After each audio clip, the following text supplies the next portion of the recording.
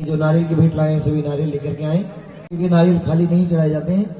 तो सभी आ जाएं, हमारे जितने भी ऑफिसर्स हैं सभी आए, आकर के सभी अपनी अर्जी लगाएं।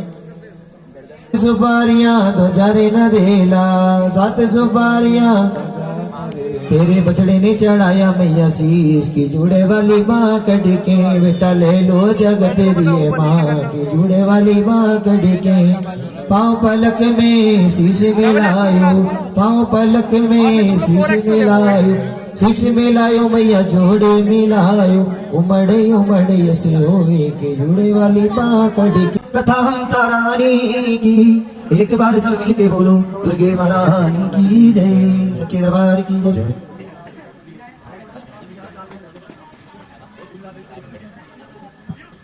बोलिए सच्चे दरबार की जय। आइए कथा की ओर चलते हैं, सब लोग ध्यानपूर्वक सुनिए। देखिए जिन्हें बात करनी है अपनी कर सकते हैं, ठीक है। नहीं तो कहते हैं कथा को जब भी सुना जाता है शांतिपूर्वक एक चित मन करके सुनना चाहिए। प्रेम से बोलो जय माता दी, एक बार जोर से बोलो, अभी आवाज नहीं आई जय माता दी। आओ पता चले एक बार चांद खड़े करो, आओ संकेत करते हैं सभी मिलके, जरा प्रेम से बोलो जय माता दी, सारे बोलो थोड़ी ताली बजा लो, सब जन मिल बोलो, मेरी माँ बोली माँ बन दे डोली, अंबे कल्याणी माँ दुर्गा महारानी, जरा प्रेम से बोलो जय कारा श्री का भूषा जय दरबार की जय। भक्तों इस पृथ्वी पर प्राचीन समय में एक राज जोशी हुए जिनका नाम हुआ चित्राल।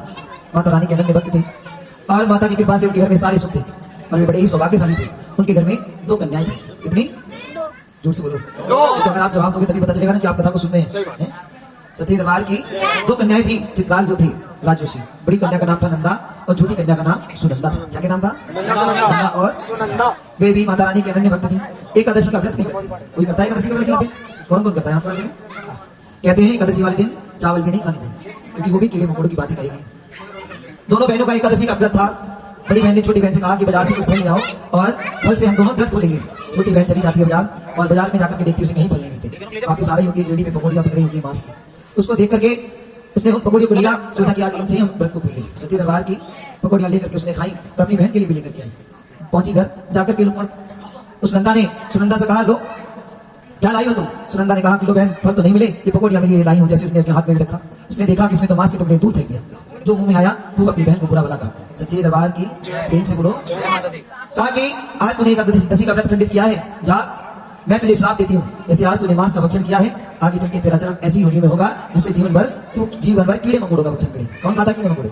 सच्ची दरबार की दीवारों पर चिपकी रहेगी, इधर उधर दर की ठोकरें खाएगी, तब तुझे एहसास होगा कि मनुष्य का शरीर कितना दुर्लभ होता है। प्रेम से बोलो। 84 लाख योनि में सबसे श्रेष्ठ योनि है कौन सी? मनुष्य की योनि। क्यों मिलती है मनुष्य की योनि? अच्छे सत्कर्म करने के लिए, पुण्य दान करने के लिए। प्रेम से बोलो। भक्तों माता रानी की कृपा से उन दोनों बहनों ने अपना जीवन व्यतीत किया।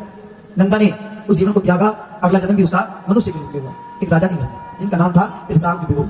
उनको स्पर्श भी कहते हैं। क्या कहते हैं? स्पर्श का मतलब जानते क्या होता है? किसी को छूना।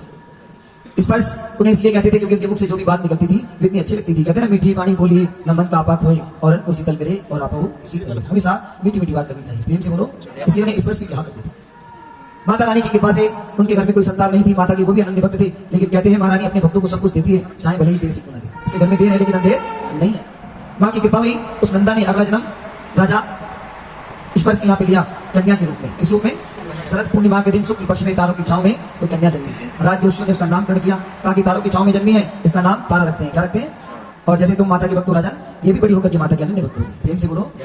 भक्तों नंदा ने अपनी छोटी बहन को सुनंदा को श्राप दिया था। किस चीज का? छिपकली का। उसका जन्म तो हुआ मनुष्य के रूप में, तारा के रूप में नंदा का, और सुनंदा का जन्म छिपकली की योनि में हुआ। ददर की ठोकरें खा रही थी। जंगल में एक कुटिया बनी है और कुटिया में एक गुरुजी रहते हैं जिनका नाम है महर्षि घोष। क्या नाम है? छोटे छोटे बच्चों को शिक्षा देते हैं और उनके संग रहते हैं महर्षि दुर्वासा। बाबा भोलेनाथ का पहला रूप है अवतार दुर्वासा ऋषि। बड़ा क्रोधी स्वभाव है उनका। अगर उनके सामने कोई गलती करता था तो उसको श्राप दे देते थे, उसको समझाते नहीं। प्रेम से बोलो। भक्तों तुझे तो घंटे में आगे चिंता लगा, आप मेरे चारों तरफ चिंता मत कर। सच्चे दरबार की प्रेम से बोलो। आओ एक बार ऊंचा खड़े करो और जयकारा लगाओ। जयकारा ज्वाला माई का बोल साचे दरबार की जय। देखो ये मूर्तियां जो बैठी हैं ये तो शुद्धता के लिए लगाई है। किसके लिए? पूजा हम आज की रात इस मां ज्वाला की करते हैं। किसी करते हैं? ज्वाला। जो मां साक्षात दर्शन देती है वो मां ज्वाला ही है। 51 शक्तिपीठों में किसी माता के आपको दर्शन नहीं मिलेंगे, सिर्फ ज्वाला की। ये ज्वाला है जो साक्षात दिखाई देती है। सच्चे दरबार की प्रेम से बोलो। दुर्वासा ऋषि ने एक दिन अपने हाथों से गाय को मारा। किसको मारा? गाय को मारना चाहिए कि नहीं? क्यों नहीं मारना चाहिए? गौ माता होती है। तुम्हें पता है इसको माता क्यों कहते हैं? हाँ जी, अच्छा अच्छा इसलिए माता कहते हैं जो अपना दूध का पान करा दे उसे माता कहते हैं, और गौ माता का दूध हर मनुष्य पान करता है, इसलिए संसार उसको माता कहता है। तो 33 कोटि देवी देवताओं का दवा सही इसलिए पूजनीय कही गई है गौ माता। दुर्वासा ऋषि ने गौ को मारा, वे लहूलुहान हो गई। महर्षि घोष को पता चला तो उन्होंने दुर्वासा ऋषि को अपने आश्रम से निकाल दिया। तुम बड़े दुष्ट हो, पापी हो, तुम मेरे आश्रम में रहने योग्य नहीं हो, जाओ चले जाओ। बेचारे निकल तो गए, लेकिन मन में एक संकल्प धारण कर लिया, जैसे आज मेरे गुरु ने मुझे बहाया है, मेरा अपमान किया है, अगर जीवन में मुझे कभी मौका मिला तो इस अपमान का बदला मैं जरूर लूंगा। प्रेम से बोलो, देखो प्रेम से बोलो, जय माता दी का शब्द जरूर बोलते रहना। सच्चे दरबार की निकल के चले गए। कुछ समय बाद महर्षि घोष ने अपने आश्रम में एक यज्ञ किया और यज्ञ में सभी को निमंत्रण दिया, लेकिन दुर्वासा ऋषि को नहीं बुलाया। दुर्वासा ऋषि को भी पता चल गया कि महर्षि घोष ने, हमारे गुरुजी ने आज यज्ञ किया है, आज बहुत सारे संत महात्मा आएंगे, वहां पे बहुत भीड़ लगेगी, क्यों ना आज मैं भी चलता हूँ, अगर कहीं मौका मिला तो अपने अपमान का बदला ले लूं। आश्रम की ओर जाने लगे, याद आया मुझे तो आश्रम से निकाल दिया गया है, भगा दिया गया है, अगर किसी ने फिर दोबारा बता दिया तो मुझे फिर दोबारा भगा दिया जाएगा। तो उन्होंने उपाय कर लिया। क्या उपाय किया? अपनी योग माया से अपने इस मनुष्य शरीर को एक पक्षी के रूप में बदल दिया, बाज बन गए। क्या बन गए? अब मुझे कोई नहीं पहचाने।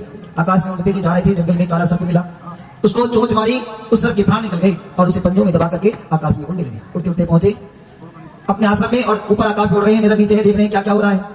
यज्ञ हो रहा था, थोड़ी दूर पे नजर गई, एकांत में पेड़ के नीचे प्रसाद बनाया जा रहा था, यज्ञ में भोग लगाने के लिए। किस चीज का प्रसाद बन रहा था? खीर का प्रसाद। एक संत जी खीर का प्रसाद बना रहे थे। दुर्वासा ऋषि जो पक्षी बने हुए वो देख रहे हैं, जाके उस पेड़ के ऊपर बैठ गए। नजर गई नीचे ही प्रसाद बन रहा है, वे संत उस प्रसाद को छोड़ के चले गए कुछ खाने के लिए, वहां कोई मनुष्य नहीं बचा। दुर्वासा ऋषि ने तुरंत ही मौके का फायदा उठा लिया, सोचने लगे इसका ही भोग लगेगा, क्यों ना जो मैं सर्प लाया हूं उसी में डाल दूं, ये प्रसाद जहरीला हो जाएगा, जो इसको खाएगा उसकी राम नाम हो जाएगी और मेरा बदला भी पूरा हो जाएगा। कहते हैं जाको राखे साइया बना सके ना कोई और बाल ना बाका कर सके चाहे जग कोई। इसे भगवान बचाता है ना, उसका कोई बाल बाका नहीं कर सकता, क्योंकि मारने वाला है भगवान और बचाने वाला भी यही भगवान।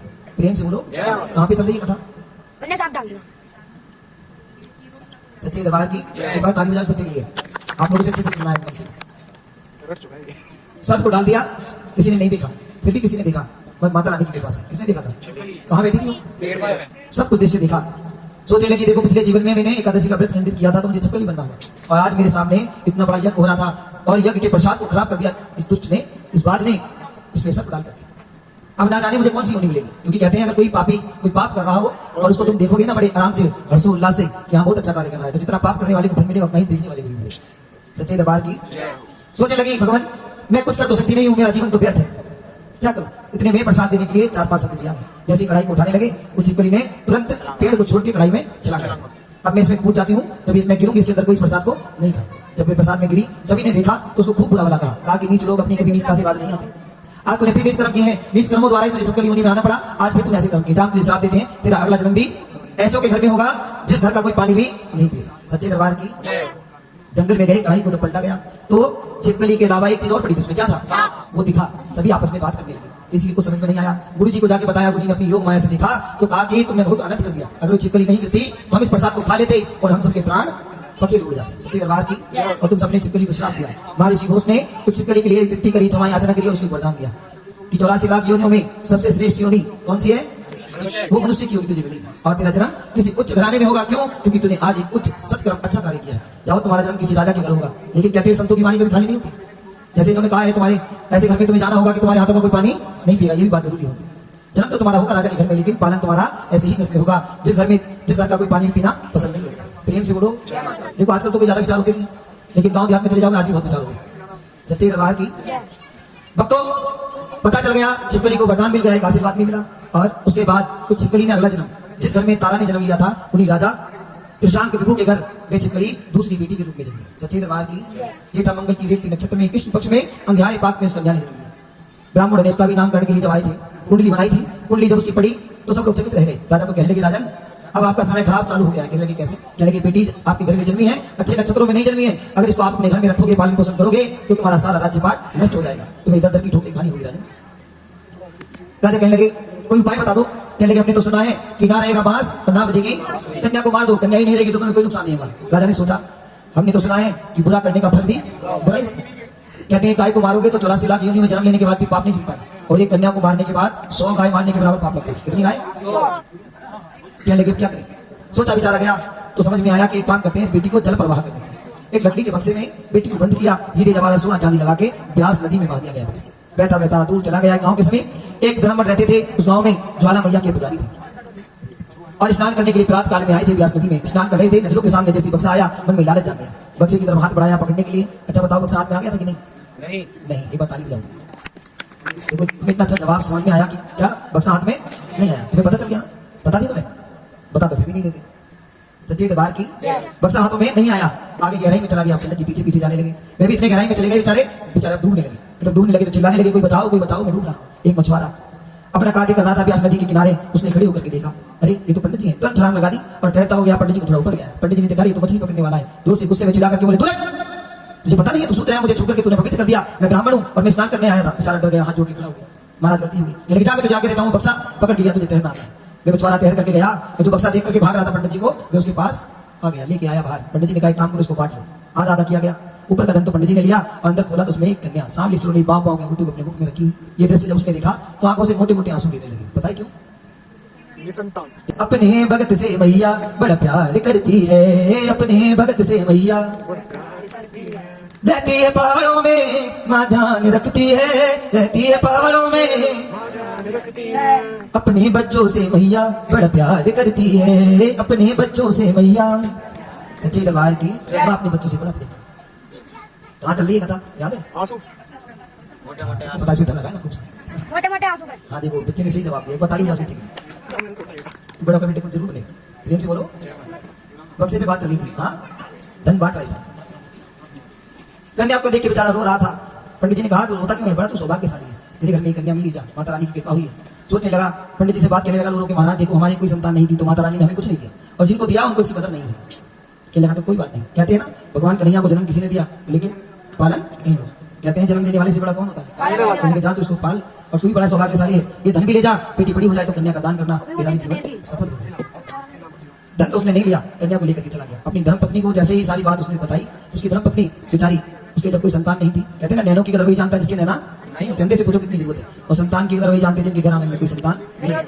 बेचारी खुश हो गई, कन्या को जैसी गोद में लिया, माता रानी ने एक चमत्कार किया। कहते हैं हर मनुष्य भूखा भी सब उठता है लेकिन कभी सोता नहीं, सबके पालन पोषण की व्यवस्था करी इस परमात्मा ने।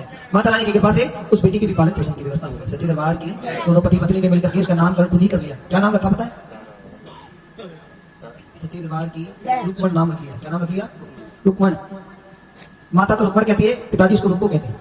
बेटियां बड़ी होने लगी, कहते हैं बेटियां बहुत जल्दी बड़ी हो जाती हैं, जैसे शुक्ल पक्ष में आकाश में चंद्रमा की कला बड़ी होती है, ऐसी बेटियां बड़ी हो जाती हैं। माँ बापों को चिंता लगने लगी। राजा स्पष्ट ने अपनी बेटी तारा का विवाह पंजाब प्रांत में हरिपुर गांव के राजा हरिश्चंद्र के साथ कर दिया। तारा खुशी खुशी हरिपुर गांव पहुंची, महलों में जाकर उसने माता रानी का जागरण किया। सर जी चलिए हो रहा, तो अपनी माँ का जागरण हो रहा है, और यहाँ भी जागरण हो रहा है, और तारा के महलों में भी जागरण हो रहा है।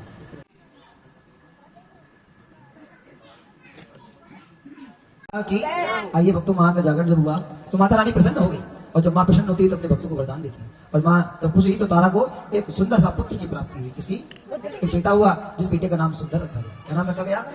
और कहते हैं माता रानी बिछड़ों को भी मिला देती। तारा की एक बहन थी बचपन में जो दूर हो गई थी, क्या नाम था उसका? रुक्मण। माता रानी की कृपा से उस रुक्मण का भी विवाह उसी हरिपुर गांव में शूद्रों की बस्ती में हुआ। एक संयोग क्या अच्छा हुआ, जो रुक्मण की सासू माँ थी वो राजमहलों में साफ सफाई का काम करती। एक दिन रुक्मण की सासू माँ की तबीयत खराब हो जाती है। रुक्मण कहती है, माँ जी आप मत जाओ काम करने, महलों में तो काम करने जाना ही पड़ेगा, लेकिन आपके बदले मैं चली जाती हूँ काम करने। सच्चे दरबार की खुद चली गई काम करने के लिए महलों में जाकर के, जैसे आंगन को बुहार रही थी। तारा महलों से निकली, उसको देख करके अचानक से तारा चिल्ला करके बोल पड़ी, हे सुनंदा तेरी मुक्ति हो गई क्या? कौन थी सुनंदा? उसकी बहन। उसने उसको पहचान लिया। फिर रुक्मण दौड़ करके आई, कहने लगी रानी क्या बात है, मेरा नाम सुनंदा नहीं है, मेरा नाम रुक्मण है, और मुक्ति तो हर मनुष्य की हो जाती है, सो मेरी भी हो गई। तारा कहने लगी तुमने अच्छे कर्म किए होंगे जो दोबारा से तुझे मनुष्य करूं, योनि मिली है, जा कोई अच्छे सत्कर्म करो। बेचारी रोने लगी तारा को देख करके, कहने लगी रानी मेरे समझ में नहीं आया तुम इतनी बात कैसे जाती है, और तुम कहती हो सब कुछ मिलेगा, संसार में है तो सब कुछ मेरे परिवार में, लेकिन मुझे संतान नहीं। कहने लगी देख बैठ में तुझे बताती हूँ। उसे सारी बात पिछले जीवन की बताई। उस रुक्मण के समझ में आया कि हाँ ये मेरी बहन है। उससे कहा कि देख माता रानी से बढ़ करके कुछ नहीं है संसार में, यही माँ जगत को रचने वाली है। बोलो अम्बे मैया की, बोल जगत जननी मैया की। जो भी तुझे कुछ चाहिए इस माँ के चिन्हों से मांग ले। उसने एक अर्जी लगाई, महारानी अगर मेरा वंश चलाने के लिए तुझे मुझे पुत्र दे देगी तो उस समय वक्तों माता महाकाली के जागरण होते थे। कहा कि मैं माता महाकाली का जागरण करूंगा। वक्तों संकल्प लेकर के अपने घर चली गई। माता रानी की कृपा हुई, 10वें माह में एक पुत्र ने जन्म लिया, और जन्म लेने के बाद वे रुक्मण भूल गई मुझे माँ का जागरण करना था। धीरे धीरे समय बीतने लगा, नहीं 2 नहीं 3 नहीं 4 वर्ष बीत गए, लेकिन माँ का जागरण नहीं किया। एक दिन माता रानी नीचे चकमाता का रूप बना करके उस बेटे की शरीर पे आकर के विराजमान हो गई। अब बेचारी वही दुख तकलीफ को देख करके अपने बेटे की उस पर रहा नहीं गया। कभी इस डॉक्टर को दिखाती है, कभी उस डॉक्टर को दिखाती है, किसी डॉक्टर की दवाई ने आराम नहीं किया। अंत में परेशान होकर के अपनी बहन रानी के पास पहुंची, बहन तू ही कोई उपाय बता दे। रानी ने कहा लगता है तूने कोई मनोकामना मांगी होगी जो पूरी नहीं की। सच्चे दरबार की तेरा कार्य तो पूरा हो गया। कहने लगी बहन मैंने तो ऐसा कुछ नहीं कहा था। बहुत देर सोचने के बाद उसे याद आया कि हाँ मैंने कहा था मुझे पुत्र होगा तो मैं माता का जागरण कराऊंगा। कहने लगी तूने यही भूल किया, जा जागरण करा ले, तेरा बेटा ठीक हो जाएगा। आप मंदिर में पंडित जी रहते हैं, उनके पास चली जाना। पंडित जी के पास पहुंची, पंडित जी को कहा महाराज हमें जागरण कराना है। पंडित जी ने कहा कहाँ रहती हो? कहने लगी मैं शूद्रों की बस्ती में रहती हूँ। इतना ही कहना हुआ, पंडित जी ने मना कर दिया कि मैं शूद्रों का जागरण नहीं करता। रुक्मण कहने लगी महाराज मुझे शूद्रों का जागरण नहीं, मुझे तो माता रानी का जागरण कराना है। पंडित जी कहने लगे देख मैं तो आऊंगा नहीं तेरे जागरण में, लेकिन तुझे एक उपाय बता सकता हूँ। कहने लगी क्या? देख जो इस राज्य की रानी है तारा, वो हमारे सभी जागरण करने वाले महंतों की प्रधान है। अगर मैं प्रधान तारा तेरे घर में आ गई तो हम सब जागरण करने वाले तेरे घर आ जाएंगे। तुरंत दौड़ करके महल में पहुंची, तारा को सारी बातें बताई। तारा ने कहा ठीक है मैं तेरे घर जागरण में आऊंगी, सबको कह देना। इन बातों को एक चुगलखोर ने सुन लिया, वे राजा का सीना नहीं था। उसने जाके राजा को जब बताया, राजा ने कहा तो कैसे मैं रानी को रोक सकता हूँ जागरण में जाने से? तुरंत चुगलखोर ने कहा कि मैं आपको एक उपाय बताता हूँ। उसने एक ब्लेड दिया कि लो राजन, जब रानी जागरण में जाने लगे तो अपनी उंगली में एक चीरा लगा लेना, और चीरा लगा के थोड़ा सा लूण मिर्च लगा लेना, जिससे तुम्हें तकलीफ होने लगे। और जब तुम्हें तकलीफ होगी तो तुम्हारी रानी तुम्हें छोड़ के नहीं जाएगी, क्योंकि तुम्हारी रानी पतिव्रता नारी है। सच्चे दरबार की जो पतिव्रता नारी होती है अपने पति को कभी भी धर्म संकट में और दुख में छोड़ के नहीं जाती। राजा के बात समझ में आ गई, समय होने लगा जागरण में जाने का। रानी तैयार होने लगी, राजा को याद आया, वो प्लेट लेकर उसने अपनी उंगली में चीरा लगा लिया, थोड़ा नमक मिर्च लगा लिया, जोर से चिल्लाने लगे। रानी को पता चला तो रानी राजा के समीप आई। राजा को कहने लगी क्या हुआ राजन? राजा ने झूठ कहा कि मैं शिकार खेलने गया था तो मेरी हाथ उंगली कट गई। कहने कोई बात नहीं, मरहम पट्टी लगा देती हूँ। कमरे में ले गई, जाकर के बिस्तर पे राजा को बैठाया, मरहम पट्टी करी, राजा को कहा कि तुम लेट करके आराम कर। राजा ने कहा अगर मैं लेट गया मुझे निद्रा आ गई तो रानी चली जाएगी। अब वहीं राजा लेट तो गए पर रानी को भी वहीं बैठा लिया, यहीं बैठो, मुझे बहुत तकलीफ हो रही है, मुझे छोड़ के मत जाना। अब धीरे धीरे समय बीतने लगा। रानी सोचने लगी अगर राजा मुझे जाने नहीं देंगे तो उस रुक्मण के घर जागरण में कोई भी नहीं आएगा, माता रानी कुछ चमत्कार करो। तो महामाया ने ऐसा चमत्कार कर दिया कि ठंडी ठंडी हवाएं चलने लगी। जब वे हवाएं महलों के अंदर आई तो राजा को अरे जोर से बोलो नींद आ गई, सो गए राजा। रानी ने तुरंत समय खराब नहीं किया, बाहर निकली, दौड़ना प्रारंभ कर दिया। दौड़ती दौड़ती जा रही थी, भारी भारी जेवर पहना था, पायल रास्ते में टूट के गिर गई, हाथ में रुमाल था वो भी छूट के गिर गया। पहुंच गई रुक्मण के जाकर के घर के अंदर प्रवेश किया, सभी संत महंत पहुंचे और जागरण प्रारंभ हो गया। जरा प्रेम से बोलो, जरा जोर से बोलो, चलो बुलावा आया है, माता ने बुलाया है, बोलो जय माता की। चलो ऊंचे पर्वत पे रानी माँ ने दरबार लगाया है, चलो बुलावा आया है, माता ने बुलाया है। जिसको माँ ने बुलाया था जागरण में पहुंचे और पहुंच करके जागरण हुआ। और जागरण होने के बाद माता महाकाली के चरणों में एक बलि चढ़ाने के लिए जीप बुलाया गया। जब ये बलि दी गई, माँ के चरणों में छोटे छोटे टुकड़े करके उसका प्रसाद बनने रख दिया। जो राजा सो रहे थे तुरंत उधर जाग गए। रानी को ढूंढा, महलों में कहीं नहीं मिली, एक तलवार लेकर के ढूंढने के लिए चल दी। महलों से बाहर निकले तो रस्ते में जा रहे थे, रानी का कुछ गिर गया था। क्या क्या गिरा था? पायल। और वो राजा को पड़ा हुआ रस्ते में जब मिला, राजा सोचने लगे वो बिना बताए मुझे उस जागरण नहीं गई। वे भी पहुंच गए पीछे पीछे, रुक्मण के गए। अंदर देखा जो प्रसाद बनना था उस प्रसाद को लाया गया, लाकर के माता को भोग लग रहा था। और भोग लगने के बाद वो प्रसाद बांटा गया। सर जी भोग लगा दो, पंचमी में लगा दो। प्रसाद को बांटा गया। सबसे पहले तारा ने अपनी पल्लू को खोला, रुक्मणी में प्रसाद तारा के पल्लू में दिया। राजा ने देखा ये मांस के टुकड़े रानी पल्लू में ले रही है, तुरंत राजा घर के अंदर घुस गए। रानी डर के मारे पल्लू को छुपा लिया। कहीं राजा ने मांस के टुकड़े देख लिए, ना जाने फिर क्या करें। रानी को देख करके राजा समझ गए ये मुझसे कुछ छुपा रही है। कहने लगे दिखा तुमने क्या लिया है पल्लू में? रानी कहने लगी इसमें तो माता को भोग लगाया है, महाप्रसाद है। क्या है? राजा कहने लगे तू झूठ कहती है, इसमें तो मांस के टुकड़े। महाप्रसाद क्या होता है? कहने लगे नहीं तो माता को भोग लगता है, वो है महाप्रसाद। कहने लगे तू दिखा। रानी सोचने लगी कहीं इसमें मांस के टुकड़े राजा ने देख लिए तो बड़ा अनर्थ होगा। हे माता रानी एक बार और मेरी इलाज हो जाए। कहते हैं परमात्मा कहता है मेरा मान भले ही घट जाए लेकिन भगत का मान कभी नहीं घटेगा, उसको हमेशा बचाने परमात्मा आता है। माता रानी फिर एक बार और चमत्कार कर दिया। जैसे ही पल्लू को खोला, राजा को दिखाया तो मांस के टुकड़े थे वे बदल गए। काय में? पंचमेवा में। किसमें?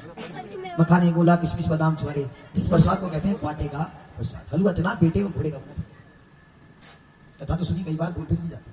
सच्चे दरबार की पंचमेवे का प्रसाद बन गया। चंपा चमेली के फूल भी राजा को दिखे।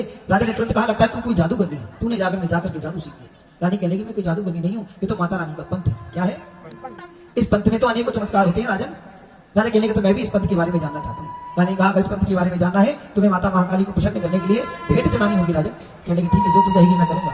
घर गए, घर जाकर के माता भगवती के दरबार में एक ज्योत जगाकर के बोलो ज्वाला मैया की।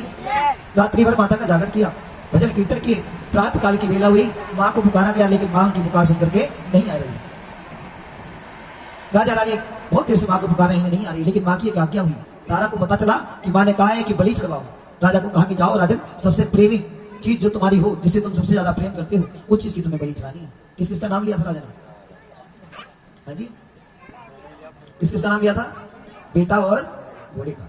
राजा ने तलवार लेके घुड़साल में गए, अपने नीले घोड़े का सर धड़ से उलट कर दिया, छोटे छोटे टुकड़े किए। बेटे को भी बुलाया गया, बेटे का भी सर धड़ से अलग कर दिया, छोटे छोटे टुकड़े किए गए। प्रसाद बनकर के तैयार हुआ तो 5 डोंगे में प्रसाद लगा के लाई। एक डोंगा मां को भोग लगाया। रानी ने कहा तुम भी ले लो राजा। राजा ने एक प्रसाद का डोंगा लिया, रानी को भी दिया। राजा ने जैसे ही डोंगा देखा उसमें मांस के टुकड़े देख करके आंखों में से आंसू आने लगे। रानी ने कहा इसको खाओ। राजा कहते हैं तू कैसी माँ है, अपने ही बेटे का मांस खाने को मुझे कहती है। कहने की नहीं राजन, ये तो माँ का भोग लग गया, ये तो प्रसाद बन गया। राजा ने हिम्मत बांध करके जैसे पहला टुकड़ा मुंह में रखा तो बेटे की उंगली का नाखून दांतों के बीच में आ गया। तो राजा फिर फूट फूट के रोने लगे। सच्चे दरबार की। अब रानी के लिए भी बुरा भला निकलने लगा। राजा के मुंह से कहने लगा रानी तू तो डायल है, तूने अपने बेटे को खा लिया, तूने रोका तक नहीं। अगर माँ के सामने बेटे को चोट भी लग जाती है ना तो माँ को बड़ी तकलीफ। सच्चे दरबार की। तू माँ नहीं हो सकती। रानी कहने लगी अरे राजा तुम कैसी बात करते हो, ये तो मुझे इस माँ पे विश्वास है। कहते ना तू जाने तेरा काम जाने, मैं कुछ नहीं जानता। राजा रानी को खूब बुरा भला बोल रहे हैं कि तेरी माँ अब तक नहीं आई, जैसा जैसा तूने कहा मैंने किया। अब रानी को भी बुरा लगने लगा। रानी रोने लगी कि माँ अगर तू नहीं आएगी आज तेरी दासी की इज्जत लुट जाएगी, राजा मुझे भी जीने नहीं देंगे। अब रानी रो रो करके माँ को पुकारती है कि अब तो आ जाओ मैया भवानी, आज दासी लुटी जा रही है। अब तो आ जाओ मैया भवानी, आज दासी लुटी जा रही है। आज रो रो के तारा पुकारे, दूरी अब ना सही जा रही है। माँ ने तारा की पुकार सुनी, साक्षात प्रकट होगी। बोलो कालका मैया की। राजा रानी को कहा तुम्हारे जैसा वक्त संसार में नहीं हो सकता, जाऊं मैं तुम्हें वरदान देती हूँ। तारा एक तेरी बहन रुक्मणी है, तुम दोनों बहनों का नाम अमर हो जाएगा। क्या हो जाएगा?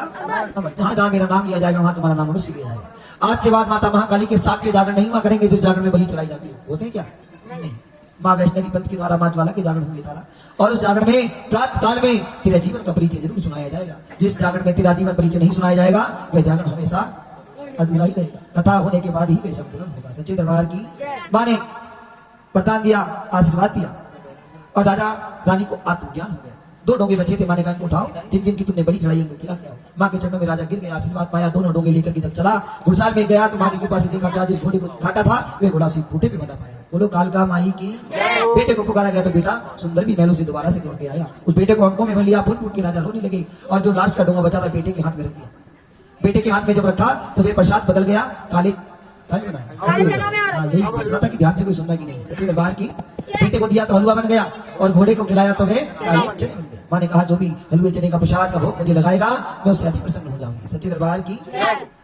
माँ ने हलवे चने का प्रसाद भोग स्वीकार कर लिया और माँ आशीर्वाद के अंतर राजा रानी जब तक जिए तब तक खूब माँ की सेवा की। अंत में सारा राज्य पाठ अपने बेटे सुंदर को सौंप करके इस शरीर को त्यागा और माँ के चरणों को स्वर्ग चले गए। इत श्री तारा रानी कथा योगी नाम। बोली तारा रानी मैया की। समझ में आ गई कथा? सच्चे दरबार की। आओ खड़े हो जाओ, तास्ता माँ के पावन नवरात्रि करते हैं। नवरात्रे नवरात्रे मैया जी तेरे नवरात्रे, जो मैं होता कहर दा बेटा, जो मैं होता कहर दा बेटा, रुचि रुचि स्नान कराते मैया जी तेरे नवरात्रे। नवरात्रे नवरात्रे नवरात्रे मैया जी तेरे नवरात्रे, जो मैं होता मालन दा बेटा, जो मैं होता मालन दा बेटा, तू मालन दा बेटा मैं तो मालन दा बेटा, होता दर्जी दा बेटा, सुंदर चुनिया उड़ाते मैया जी तेरे नवरात्रे। नवरात्रे नवरात्रे नवरात्रे मैया जी तेरे नवरात्रे। श्री कृष्ण गोविंद हरे मुरारी, हे नाथ नारायण वासुदेवा। जय जय श्री राधे, जय जय श्री राधे।